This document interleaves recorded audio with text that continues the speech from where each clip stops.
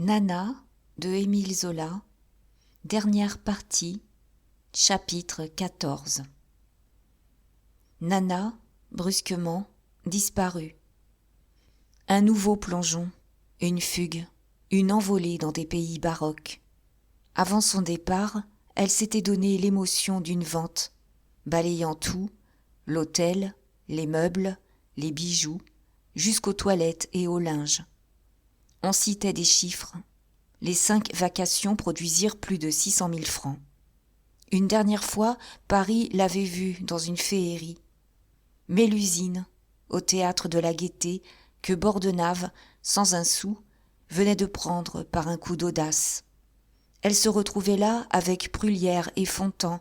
Son rôle était une simple figuration, mais un vrai clou, 3 poses plastiques d'une fée puissante et muette. Puis, au milieu de ce grand succès, quand Bordenave, enragé de réclames, allumait Paris par des affiches colossales, on apprit un beau matin qu'elle devait être partie la veille pour le Caire. Une simple discussion avec son directeur, un mot qui ne lui avait pas convenu, le caprice d'une femme trop riche pour se laisser embêter. D'ailleurs, c'était sa toquade. Depuis longtemps, elle rêvait d'aller chez les Turcs. Des mois se passèrent. On l'oubliait. Lorsque son nom revenait, parmi ces messieurs et ces dames, les plus étranges histoires circulaient, chacun donnait des renseignements opposés et prodigieux. Elle avait fait la conquête du vice-roi, elle régnait au fond d'un palais sur 200 esclaves dont elle coupait les têtes, pour rire un peu. Pas du tout. Elle s'était ruinée avec un grand nègre, une sale passion qui la laissait sans une chemise, dans la débauche crapuleuse du Caire. 15 jours plus tard, ce fut un étonnement. Quelqu'un jurait l'avoir rencontrée en Russie. Une légende se formait. Elle était la maîtresse d'un prince, on parlait de ses diamants. Toutes les femmes bientôt les connurent, sur les descriptions qui couraient, sans que personne pût citer une source exacte. Des bagues, des boucles d'oreilles, des bracelets, une rivière large de 2 doigts, un diadème de reine surmonté d'un brillant central gros comme le pouce. Dans le recul de ces contrées lointaines, elle prenait le rayonnement mystérieux d'une idole chargée de pierreries. Maintenant, on la nommait sérieusement, avec le respect rêveur de cette fortune faite chez les barbares. Un soir de juillet, vers 8 heures, Lucie, qui descendait en voiture la rue du Faubourg Saint-Honoré, aperçut Caroline Héquet sortie à pied pour une commande chez un fournisseur du voisinage. Elle l'appela et tout de suite « Tu as dîné ? Tu es libre ? Oh alors, ma chère, viens avec moi. Nana est de retour. » Du coup, l'autre monta. Lucie continuait. « Et tu sais, ma chère, elle est peut-être morte pendant que nous bavardons. »« Morte ? En voilà une idée !» cria Caroline stupéfaite. « Et où donc ? Et de quoi ? » ?»« Au grand hôtel de la petite Vérole. Oh, une histoire !» Lucie avait dit à son cocher d'aller bon train. Alors, au trot rapide des chevaux, le long de la rue Royale et des boulevards, elle conta l'aventure de Nana, en paroles coupées, sans reprendre haleine. « Tu ne peux pas t'imaginer. Nana débarque de Russie. Je ne sais plus pourquoi, un attrapage avec son prince. Elle laisse ses bagages à la gare, elle descend chez sa tante. Tu te rappelles, cette vieille ? Bon, elle tombe sur son bébé qui avait la petite Vérole. Le bébé meurt le lendemain et elle s'empoigne avec la tante à propos de l'argent qu'elle devait envoyer et dont l'autre n'a jamais vu un sou. Paraît que l'enfant est mort de ça. Enfin, un enfant lâché et pas soigné. Très bien. Nana file, va dans un hôtel, puis rencontre Mignon, juste comme elle songeait à ses bagages. Elle devient toute chose, elle a des frissons, des envies de vomir, et Mignon la reconduit chez elle, en lui promettant de veiller sur ses affaires. Hein, est-ce drôle ? Est-ce machiné ? Mais voici le plus beau. Rose apprend la maladie de Nana, s'indigne de la savoir seule dans une chambre meublée, accourt la soigner en pleurant. Tu te souviens, comme elle se détestait ? De vraie furie. Eh bien, ma chère, Rose a fait transporter Nana au grand hôtel, pour qu'elle mourût au moins dans un endroit chic, et elle a déjà passé 3 nuits, quitte à en crever ensuite. C'est la Bordette qui m'a raconté ça. Alors, j'ai voulu voir. Oui, oui, interrompit Caroline, très excitée. Nous allons monter. Elles étaient arrivées. Sur le boulevard, le cocher avait dû retenir ses chevaux au milieu d'un embarras de voitures et de piétons. Dans la journée, le corps législatif venait de voter la guerre. Une foule descendait de toutes les rues, coulait le long des trottoirs, envahissait la chaussée. Du côté de la Madeleine, le soleil s'était couché derrière un nuage sanglant dont le reflet d'incendie faisait flamber les fenêtres hautes. Un crépuscule tombait, une heure lourde et mélancolique, avec l'enfoncement déjà obscur des avenues que les feux des becs de gaz ne piquaient pas encore de leurs étincelles vives. Et, parmi ce peuple en marche, des voix lointaines grandissaient, des regards luisaient dans des faces pâles, tandis qu'un grand souffle d'angoisse et de stupeur épandue emportait toutes les têtes. « Voilà Mignon, dit Lucie. Il va nous donner des nouvelles. » Mignon était debout sous le vaste porche du grand hôtel, l'air nerveux, regardant la foule. Aux premières questions de Lucie, il s'emporta, criant « Est-ce que je sais ? Voilà 2 jours que je ne peux arracher Rose de là-haut. C'est stupide à la fin de risquer sa peau ainsi. Elle sera gentille si elle y passe, avec des trous dans la figure. Ça nous arrangera bien. » Cette idée que Rose pouvait perdre sa beauté l'exaspérait. Il lâchait Nana carrément, ne comprenant rien au dévouement bête des femmes. Mais Fauchery traversait le boulevard et, lorsqu'il fut là, inquiet lui aussi, demandant des nouvelles, tous deux se poussèrent. Maintenant, ils se tutoyaient. « Toujours la même chose, mon petit, déclara Mignon. Tu devrais monter, tu la forcerais à te suivre. »« Tiens, tu es bon, toi, dit le journaliste. Pourquoi n'y montes-tu pas toi-même » Alors, comme Lucie demandait le numéro, ils la supplièrent de faire descendre Rose. Autrement, ils finiraient par se fâcher. Pourtant, Lucie et Caroline ne montèrent pas tout de suite. Elles avaient aperçu Fontan, les mains dans les poches, flânant, très amusé des bonnes têtes de la foule. Quand il sut que Nana était en haut, malade, il dit en jouant le sentiment « La pauvre fille, je vais lui serrer la main. »« Qu'a-t-elle donc ?»« La petite vérole, » répondit Mignon. L'acteur avait déjà fait un pas vers la cour, mais il revint, il murmura simplement, avec un frisson « Ah, bigre !» Ce n'était pas drôle, la petite vérole. Fontan avait failli l'avoir à l'âge de 5 ans. Mignon racontait l'histoire d'une de ses nièces qui en était morte.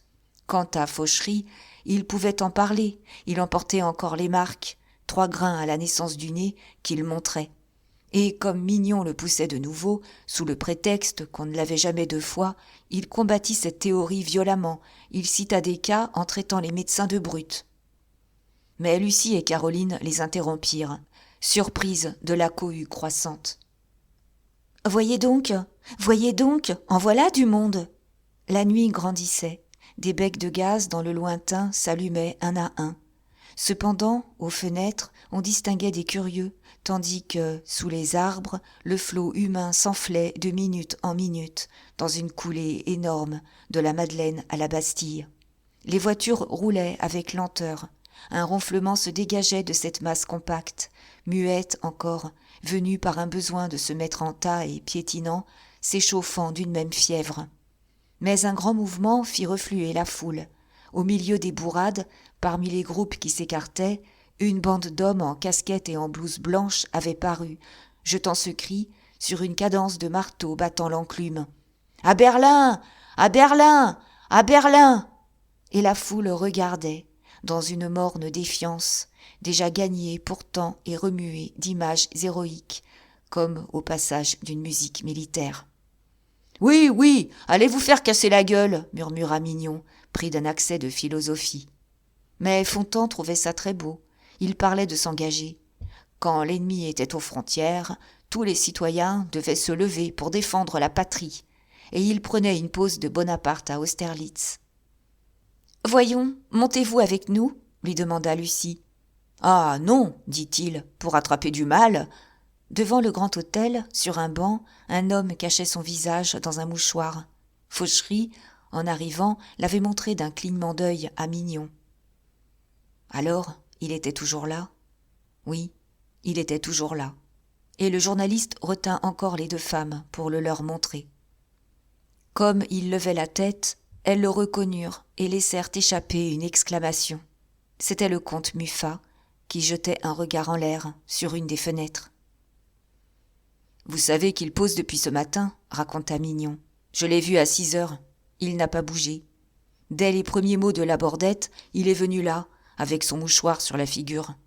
Toutes les demi-heures, il se traîne jusqu'ici pour demander si la personne d'en haut va mieux, et il retourne s'asseoir. Dame, ce n'est pas sain, cette chambre. On a beau aimer les gens, on n'a pas envie de crever. Le comte, les yeux levés, ne semblait pas avoir conscience de ce qui se passait autour de lui. Il ignorait sans doute la déclaration de guerre. Il ne sentait pas, il n'entendait pas la foule. « Tiens, dit Fauchery, le voilà. Vous allez voir. » En effet, le comte avait quitté le banc et entrait sous la haute porte. Mais le concierge, qui finissait par le connaître, ne lui laissa pas le temps de poser sa question. Il dit d'un ton brusque. « Monsieur, elle est morte à l'instant même. » Nana morte. Ce fut un coup pour tout le monde. Muffat, sans une parole, était retourné sur le banc, la face dans son mouchoir. Les autres se récriaient. Mais ils eurent la parole coupée. Une nouvelle bande passait, hurlant « À Berlin! À Berlin! À Berlin !» Nana morte, par exemple, une si belle fille. Mignon soupira d'un air soulagé. Enfin Rose allait descendre. Il y eut un froid. Fontan, qui rêvait un rôle tragique, avait pris une expression de douleur, les coins de la bouche tirés, les yeux renversés au bord des paupières, pendant que Fauchery, réellement touché dans sa blague de petit journaliste, mâchait nerveusement son cigare. Pourtant, les deux femmes continuaient à s'exclamer. La dernière fois que Lucie l'avait vue, c'était à la Gaîté. Blanche également, dans Mélusine. Oh, épatante, ma chère, lorsqu'elle paraissait au fond de la grotte de cristal. Ces messieurs se la rappelaient très bien. Fontan jouait le prince Cocorico, et leurs souvenirs éveillés, ce furent des détails interminables. Hein ? Dans la grotte de cristal, quel chic, avec sa riche nature. Elle ne disait pas un mot, même les auteurs lui avaient coupé une réplique parce que ça gênait. Non, rien du tout. C'était plus grand, et elle vous retournait son public, rien qu'à se montrer. Un corps comme on n'en retrouverait plus, des épaules, des jambes et une taille. Était-ce drôle qu'elle fût morte ? Vous savez qu'elle avait simplement par-dessus son maillot une ceinture d'or qui lui cachait à peine le derrière et le devant. Autour d'elle, la grotte, tout en glace, faisait une clarté. Des cascades de diamants se déroulaient, des colliers de perles blanches ruisselaient parmi les stalactites de la voûte, et dans cette transparence, dans cette eau de source, traversée d'un large rayon électrique, elle semblait un soleil, avec sa peau et ses cheveux de flamme. Paris la verrait toujours comme ça, allumée au milieu du cristal, en l'air, ainsi qu'un bon Dieu. Non, c'était trop bête de se laisser mourir dans une pareille position. Maintenant, elle devait être jolie, là-haut. « Et que de plaisir fichu !» dit Mignon d'une voix mélancolique, en homme qui n'aimait pas à voir se perdre les choses utiles et bonnes. Il tâta Lucie et Caroline pour savoir si elles montaient tout de même. Bien sûr, elles montaient. Leur curiosité avait grandi. Justement, Blanche arrivait, essoufflée, exaspérée contre la foule qui barrait les trottoirs. Et quand elle sut la nouvelle, les exclamations recommencèrent. Ces dames se dirigèrent vers l'escalier avec un grand bruit de jupe. Mignon les suivait en criant « Dites à Rose que je l'attends ! Tout de suite, n'est-ce pas ?» On ne sait pas au juste si la contagion est à craindre au début ou vers la fin, expliquait Fontan à Fauchery. Un interne de mes amis m'assurait même que les heures qui suivent la mort sont surtout dangereuses. Il se dégage des miasmes. Ah, je regrette ce brusque dénouement. J'aurais été si heureux de lui serrer la main une dernière fois. Maintenant, à quoi bon ? Dit le journaliste. Oui, à quoi bon ? Répétèrent les deux autres. La foule augmentait toujours. Dans le coup de lumière des boutiques, sous les nappes dansantes du gaz, on distinguait le double courant des trottoirs qui charriaient des chapeaux. À cette heure, la fièvre gagnait de proche en proche. Des gens se jetaient à la suite des bandes en blouse. Une poussée continue balayait la chaussée. Et le cri revenait, sortait de toutes les poitrines, saccadé, entêté. « À Berlin ! À Berlin ! À Berlin !» En haut, au 4e étage, la chambre coûtait 12 francs par jour. Rose ayant voulu quelque chose de convenable, sans luxe cependant, car on n'a pas besoin de luxe pour souffrir. Tendue de cretonne Louis XIII à grosses fleurs, la chambre avait le mobilier d'acajou de tous les hôtels, avec un tapis rouge semé d'un feuillage noir. Un lourd silence régnait, coupé d'un chuchotement, lorsque des voix s'élevèrent dans le corridor. « Je t'assure que nous sommes perdus. Le garçon a dit de tourner à droite. En voilà une caserne. Attends donc, il faut voir. Chambre 401, chambre 401. Hé, par ici. 405, 403. Nous devons y être. Ah, enfin, 401. Arrivez. Chut, chut. » Les voix se turent. On toussa, on se recueillit un instant. Puis, la porte ouverte avec lenteur, Lucie entra, suivie de Caroline et de Blanche. Mais elles s'arrêtèrent. Il y avait déjà 5 femmes dans la chambre. Gaga était allongée au fond de l'unique fauteuil, un Voltaire de velours rouge. Devant la cheminée, Simone et Clarisse, debout, causaient avec Léa de Horn, assise sur une chaise, tandis que, devant le lit, à gauche de la porte, Rose Mignon, posée au bord du coffre à bois, regardait fixement le corps perdu dans l'ombre des rideaux. Toutes avaient leurs chapeaux et leurs gants, comme des dames en visite, et seules, les mains nues, décoiffées, pâlies par la fatigue de 3 nuits de veille, elles restaient stupides et gonflées de tristesse, en face de cette mort si brusque. Au coin de la commode, une lampe, garnie d'un abat-jour, éclairait Gaga d'un coup de lumière vive. « Hein, quel malheur !» murmura Lucie en serrant la main de Rose. « Nous voulions lui dire adieu. » Et elle tournait la tête pour tâcher de la voir. Mais la lampe était trop loin, elle n'osa pas la rapprocher. Sur le lit, une masse grise s'allongeait. On distinguait seulement le chignon rouge avec une tache blafarde qui devait être la figure.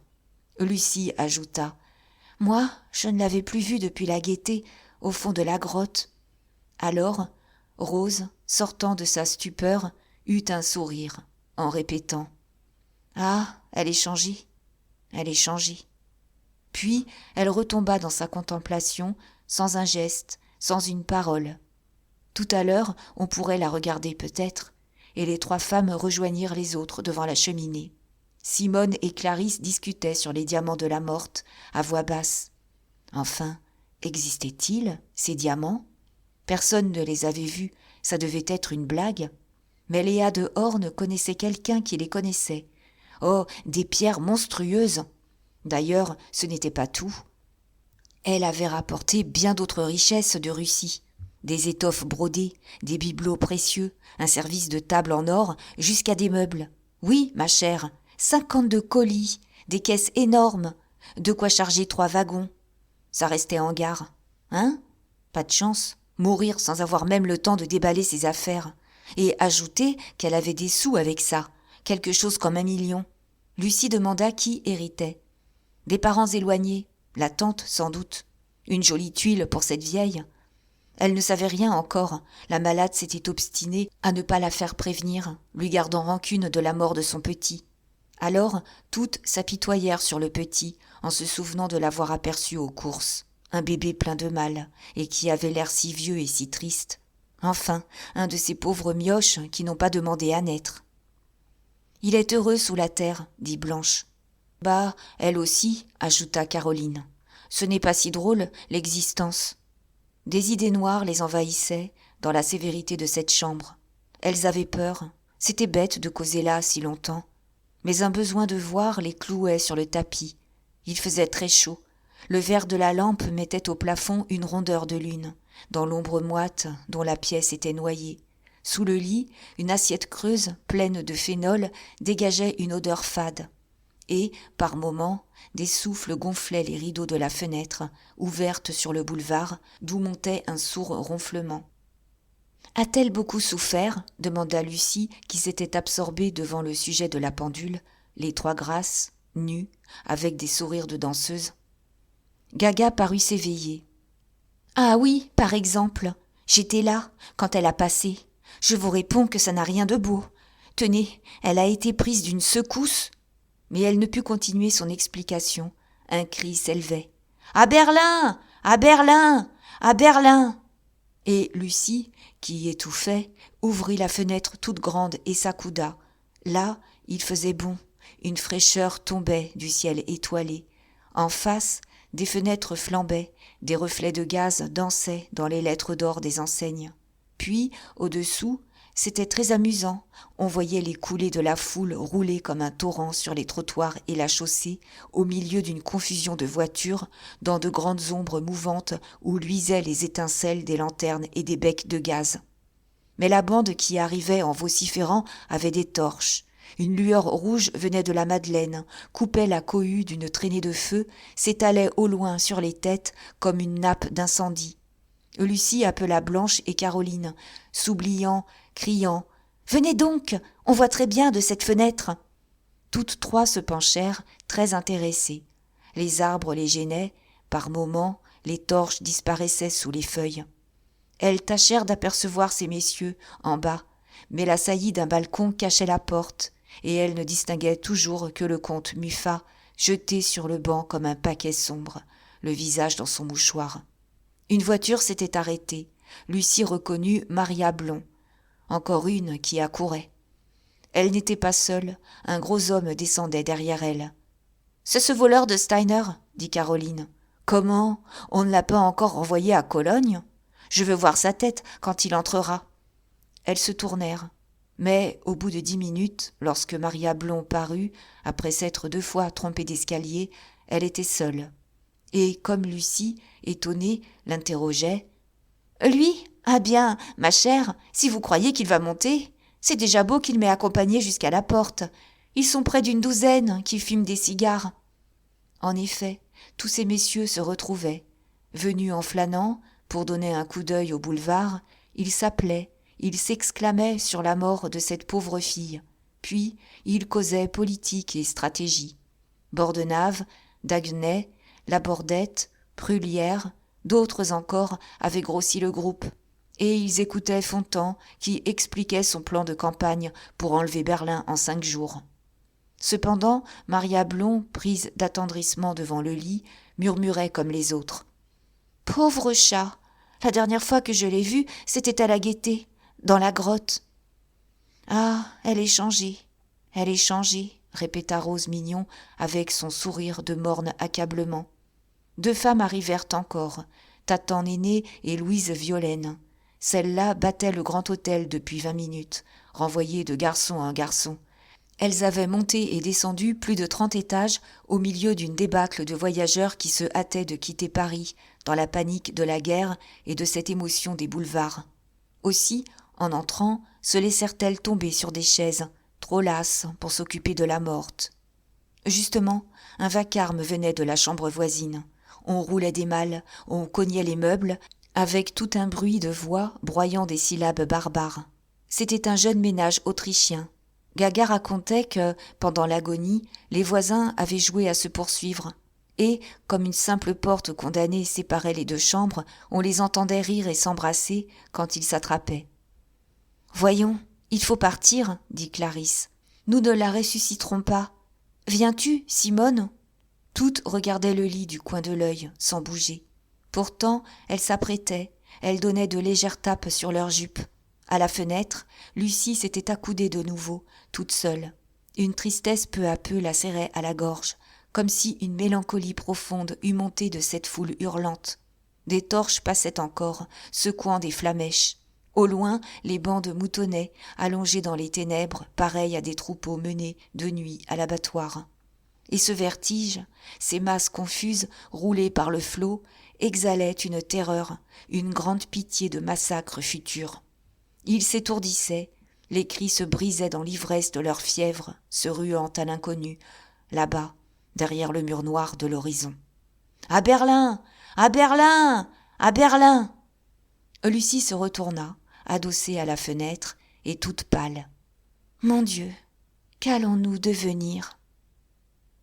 Ces dames hochèrent la tête. Elles étaient graves, très inquiètes des événements. « Moi, dit Caroline Héquet de son air posé, je pars après-demain pour Londres. Maman est déjà là-bas qui m'installe un hôtel.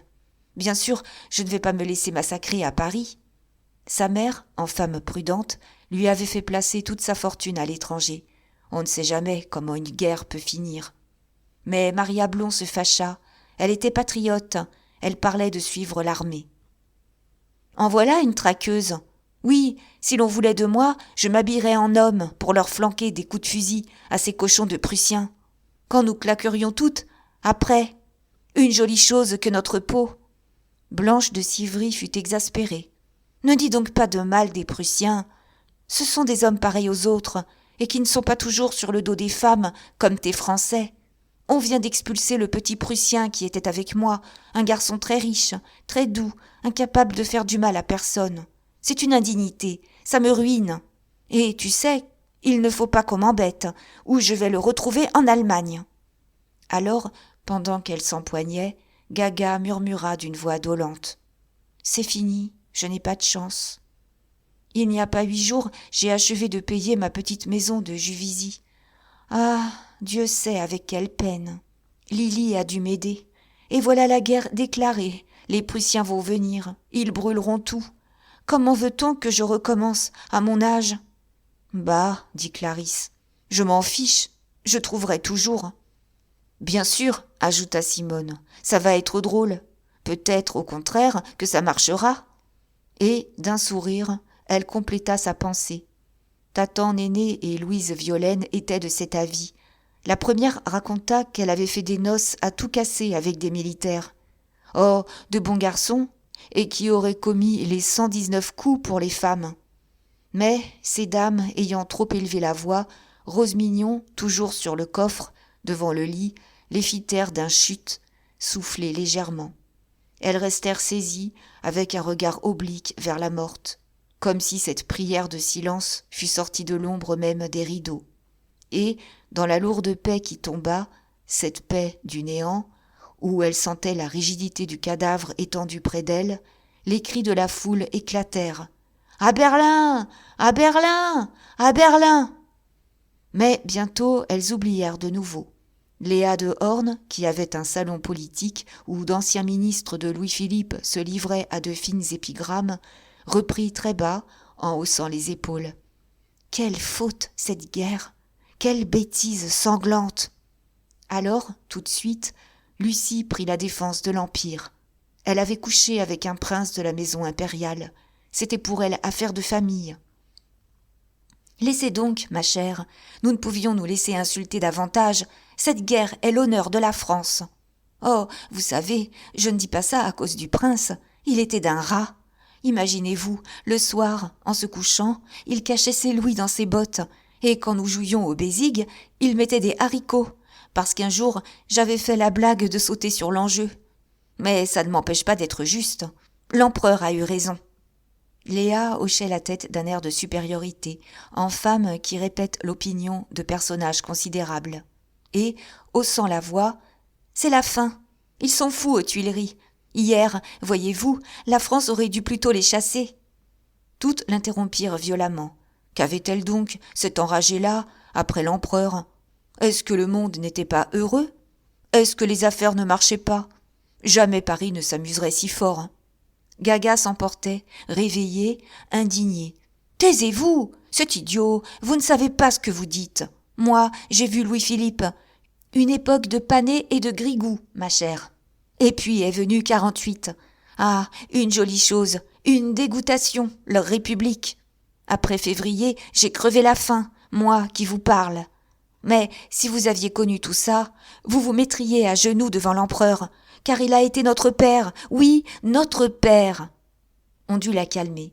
Elle reprit, dans un élan religieux. « Oh mon Dieu, tâchez que l'empereur ait la victoire. Conservez-nous l'empire. » Toutes répétèrent ce vœu. Blanche avoua qu'elle brûlait des cierges pour l'empereur. Caroline, prise d'un béguin, s'était promenée pendant 2 mois sur son passage, sans pouvoir attirer son attention. Et les autres éclataient en paroles furibondes contre les républicains, parlaient de les exterminer à la frontière, afin que Napoléon III, après avoir battu l'ennemi, régnât tranquille, au milieu de la jouissance universelle.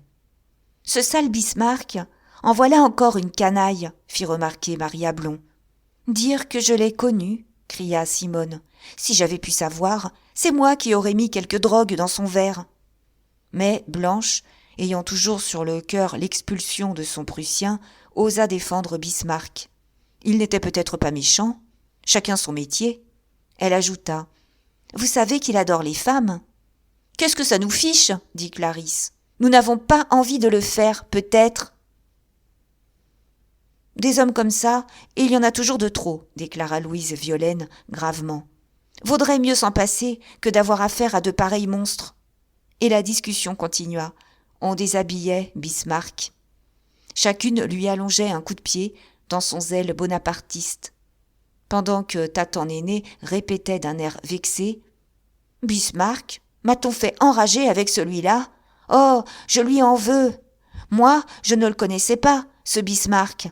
On ne peut pas connaître tout le monde. » N'importe, dit Léa de Horn pour conclure.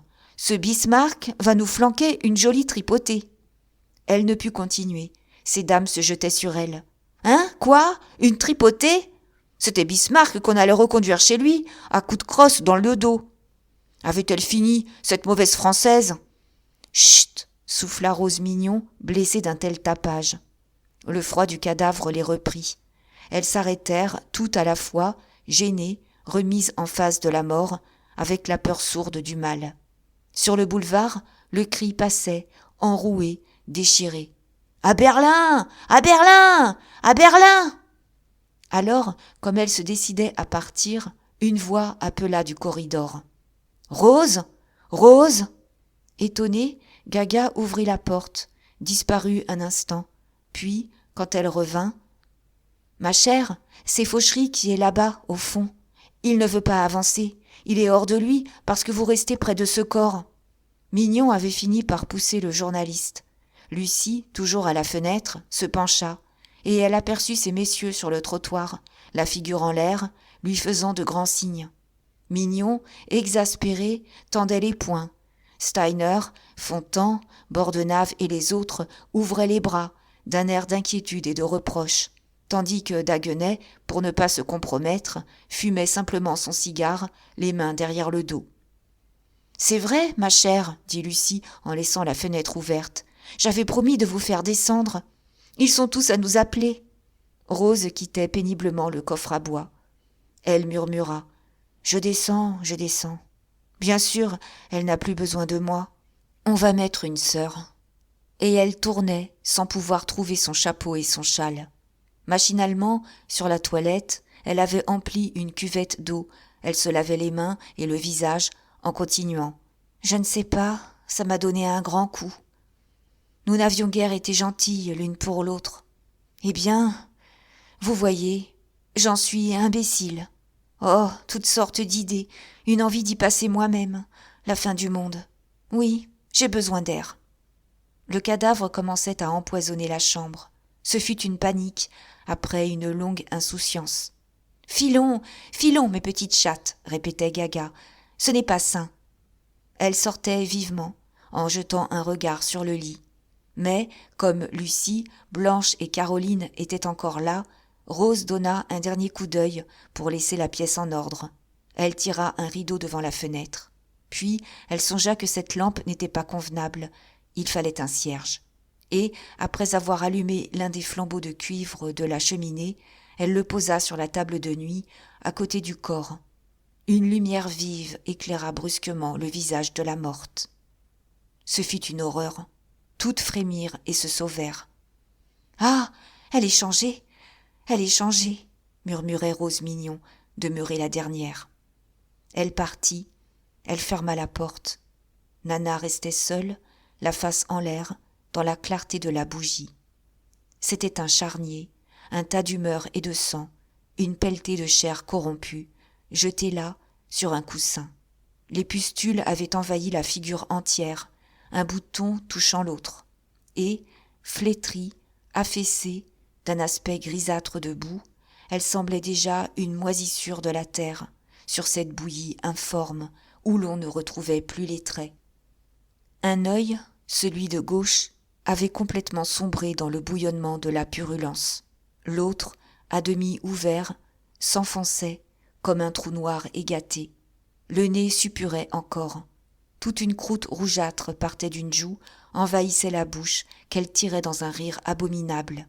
Et, sur ce masque horrible et grotesque du néant, les cheveux, Les beaux cheveux, gardant leur flambée de soleil, coulaient en un ruissellement d'or. Vénus se décomposait. Il semblait que le virus, pris par elle dans les ruisseaux, sur les charognes tolérées, ce ferment dont elle avait empoisonné un peuple, venait de lui remonter au visage et l'avait pourri. La chambre était vide. Un grand souffle désespéré monta du boulevard et gonfla le rideau. « À Berlin ! À Berlin ! À Berlin !» Fin.